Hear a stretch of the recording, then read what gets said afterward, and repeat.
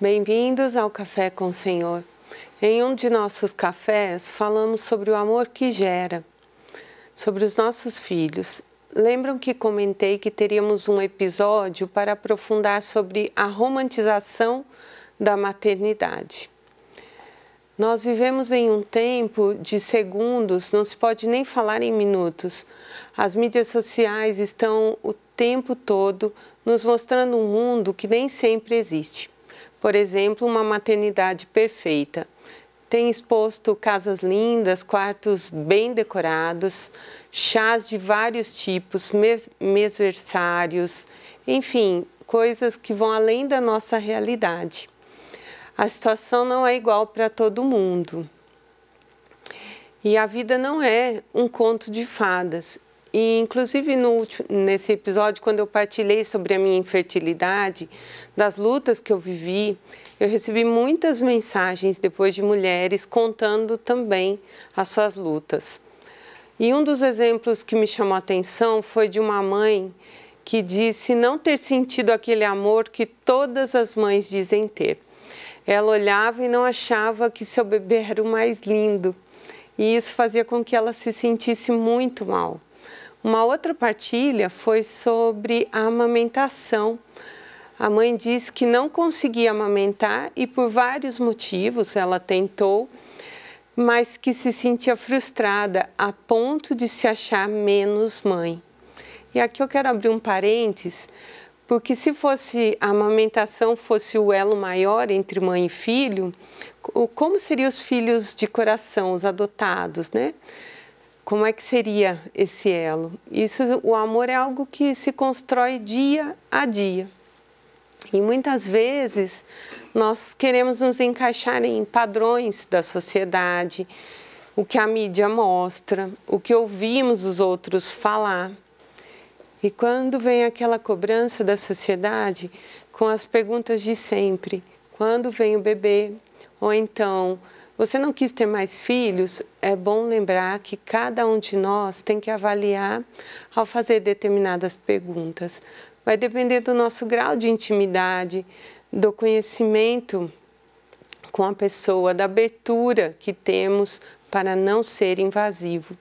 Porque nós não sabemos as lutas que ela possa ter passado ou ainda esteja passando. Na romantização cultural da maternidade, muitas mulheres acham que a maternidade vai trazer para elas reconhecimento, valorização diante da sociedade. Nesse mundo perfeito de postagem, muitas vezes nós vemos uma mulher que empreende, cuida da casa, dos filhos, é bonita, viaja com o esposo e segue uma vida normal. E pode acontecer. Cada pessoa tem sua realidade, porém, não se espelhe na outra. Aprenda a se olhar, não se compare com ninguém. Nós podemos trocar experiências, mas cada gestação é única. Também temos que ter em mente que o primeiro ano de vida do bebê é intenso, é desafiador. Além das diversas transformações que o nosso corpo passou por esses últimos meses, nós vamos ter que lidar agora com fatores hormonais, com os medos, com inseguranças, noites mal dormidas e até com os nossos sonhos e visões que de repente também mudam. Eu gosto de me referir à maternidade como dores e amores que nos fazem renovar, melhorar e que a soma de ser mãe, ao meu ver, é positiva. Porém, não são só flores, existem muitos espinhos. A tão sonhada amamentação, e é necessária, porém dolorida. O retorno para quem trabalha fora. E aqui gosto de lembrar de uma conversa que eu tive com o meu diretor espiritual e que ficou gravado no meu coração, que ao longo da nossa trajetória materna, nós vamos ter diversos partos. Eu me lembro que quando terminei o período da licença maternidade, eu chorei a noite toda.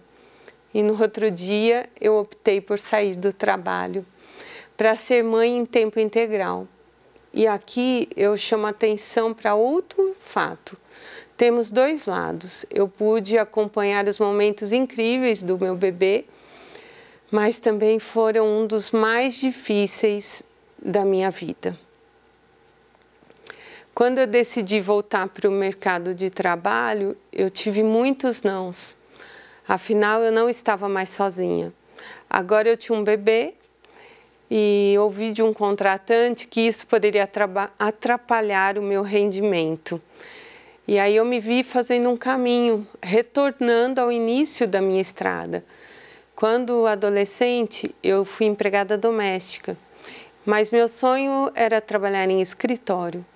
E com 15 anos eu entrei numa empresa, onde fui passando por diversos setores, até a minha saída para ser mãe. E novamente, com as portas fechadas, eu voltei a fazer faxina para ajudar na renda do meu lar. E foi a partir daí que eu resolvi fazer minha faculdade. Foi dessa maneira, aos poucos e com a graça de Deus, eu fui alcançando os meus sonhos novamente. O objetivo hoje é falar para você que talvez esteja se sentindo frustrada, cansada, que é normal ter olheiras, que bebês choram e não dormem a noite toda, que amamentar é lindo, mas é doloroso, que é importante ter um pai presente, uma rede de apoio que vai além dos avós. Também precisamos ter amigos, pessoas com quem podemos confiar e pedir ajuda. Nesse ponto, já começamos a trabalhar a ideia de que, apesar de frágeis e dependentes, os filhos não são nossos. Eles foram confiados a nós. O simples fato de pedir uma ajuda, por pequena que seja, trabalha em nós a unidade e a humildade. Mas você pode ser uma mãe solteira, que não tem apoio, que faz tudo, papel de pai, e eu te digo, Deus, na sua bondade infinita e misericórdia, te ama e quer te ajudar. Não esqueça que antes de ser mãe, você também é filha, solteiras, casadas, e com certeza somos mulheres e nos cobramos muito, cobramos a perfeição, seja por nós mesmas ou pela criação que tivemos, isso não importa. Tire do seu coração o sentimento de incapacidade. Nós precisamos equilibrar essa conta. Eu e você queremos ser produtivas, além do cuidado com os filhos, com a casa, trabalho, enfim, em meio a tantos afazeres, onde está o seu tempo com você, sem sentir culpa? E que tal a gente propor algumas mudanças, começando por nós mesmas? Comece com 5 minutos, ou melhor, ao longo se dê 15 minutos para fazer algo por você. Tire um tempinho para fazer nada ou tudo, para olhar o pôr do sol, tomar um banho relaxante, ouvir uma música, o que você quiser. E torne isso parte da rotina. Nem que você tenha que pôr bilhetes, alarme, enfim, uma maneira de se lembrar. Mas faça, você pode dar só o que você tem. Se nós não nos cuidarmos, caímos no automático de fazer e de repente nada mais faz sentido. Lembre-se que o importante é termos tempo de qualidade, que para cada situação que nós dedicamos, para criar memórias. Eu, por exemplo, amo ter rotina, para mim funciona, porém também não podemos nos acomodar acreditando que resolve tudo. Ou se não cumprir determinada tarefa, se sentir fracassada. E para finalizar o nosso café, eu quero te lembrar que as mães também podem chorar. Que você é filha. E aí fica a mensagem do Salmo 139. Foste tu que me formastes, meus rins me tecestes no ventre da minha mãe. Você não precisa ser forte o tempo todo. Ser frágil não significa não ser capaz. Você faz o seu melhor. Obrigada pela sua companhia e até o nosso próximo Café com o Senhor.